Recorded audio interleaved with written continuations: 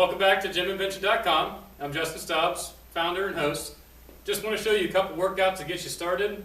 And this workout is what I would consider the new gym member workout. So I'm going to treat you like you've never seen a gym before. You don't even know what these are. If you've worked out before, you don't even want to watch this video. This is kind of like a beginner video. That being said, we're going to jump right into it, okay? A couple basic movements. I'll explain them as we go. First movement is the lunge. We're going to be working on your quads, hamstrings, and your glutes. All you're doing, make sure you keep your head up, chest up, a nice straight spine, and we are going to lunge forward. And you do not want your front knee to go past that front toe. So if anything, you want to take a shorter step and not go down as far. If this movement is difficult, you could do what I would call a half lunge, where you only go down about halfway to the ground, okay? And then from the side, a full lunge. Remember, head up, chest up. That's what I always tell my clients. And then a half lunge would look more like this, okay? Down the road, we'll be adding weight, but for the time being, maybe start with a set of 10 reps, body weight only. And again, down the road, I'll be explaining to you how we'll be adding weight, just as I would a client. Again, this is all about education. Just want to make sure you know what we're doing here, and safety always comes first. Okay, that being said, the next movement, to let your legs rest if they're tired, we're going to go upper body. So, we'll take the 15-pounders here. You use whatever weight you've got. Remember, lighter is always easier when you start. So, the shoulder press, all we're doing, start with your arms at the shoulders, and we're going to go straight up, back down. Now, some people will discuss, do we have our arms neutral?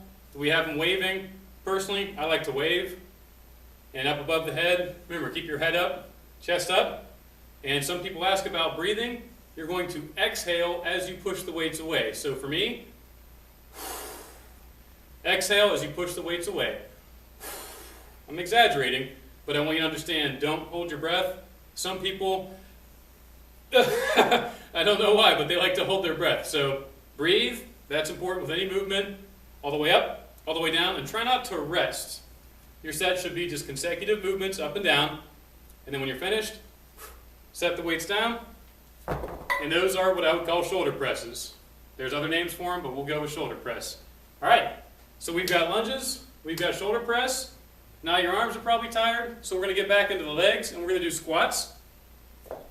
So for squats, body weight, a couple ways we could do this. I'm going to do the shoulder width stance, and you can have your arms up, down, whatever, doesn't really matter.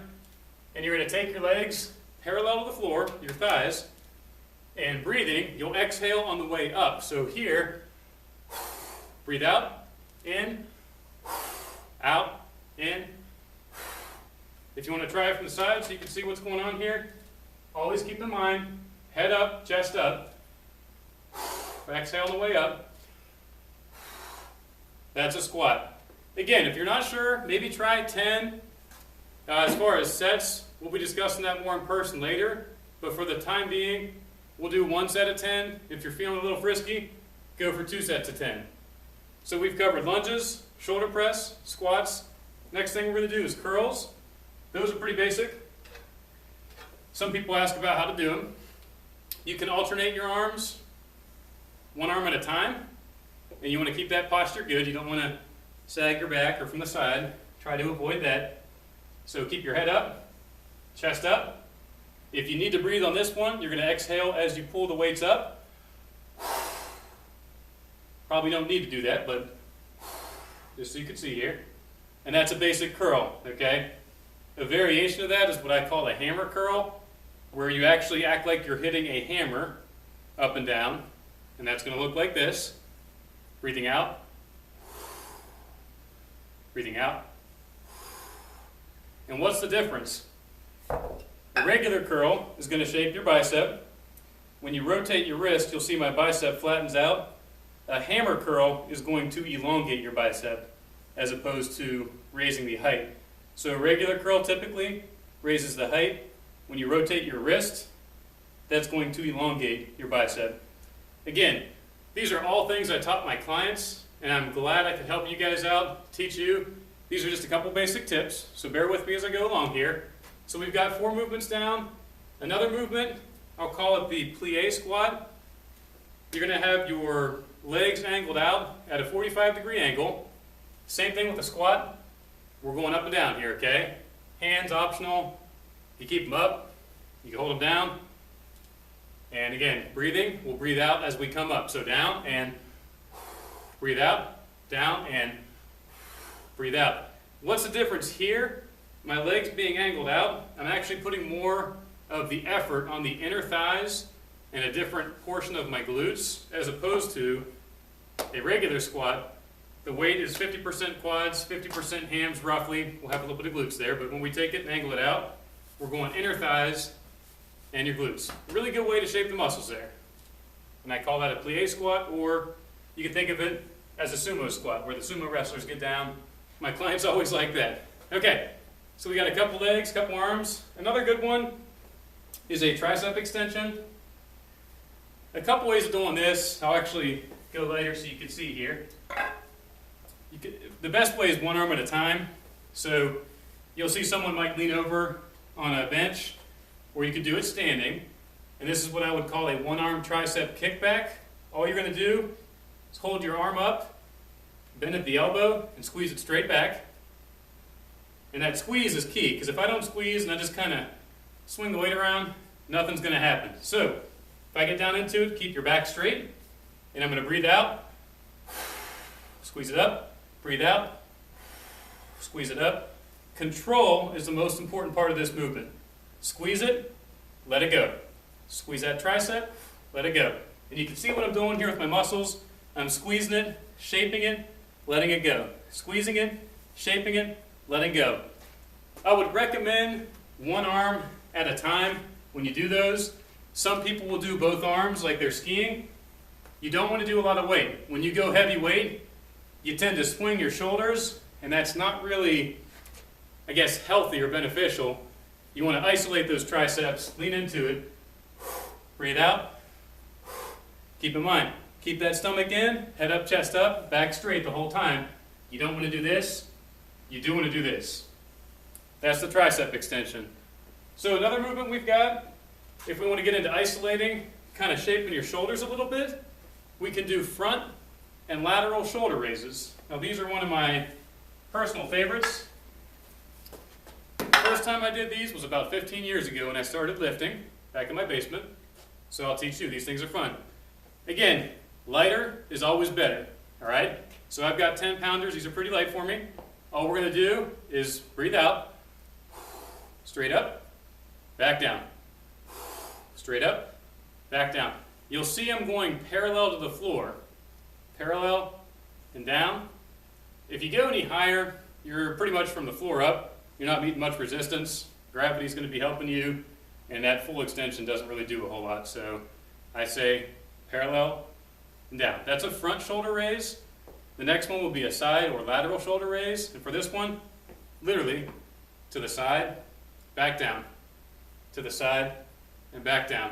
That's a lateral shoulder raise, and I might go a little bit higher than parallel, but the idea is do not do this, okay? That's not good. So take it up to the parallel position, back down, parallel position, back down. That's a lateral shoulder raise.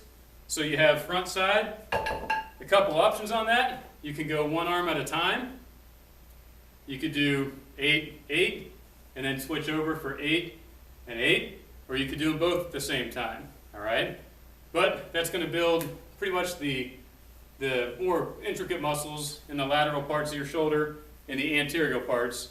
I'll keep the technical talk out, but it'll really develop your whole shoulder. Me, I've got pointy, bony shoulders, so it's hard for me to build that up. But for me, the whole purpose of this workout is to keep you well-rounded, top to bottom, a whole body, full body workout. That way you don't get huge arms and tiny legs, or huge legs and no arms, or big arms and a big belly. We don't want that, all right?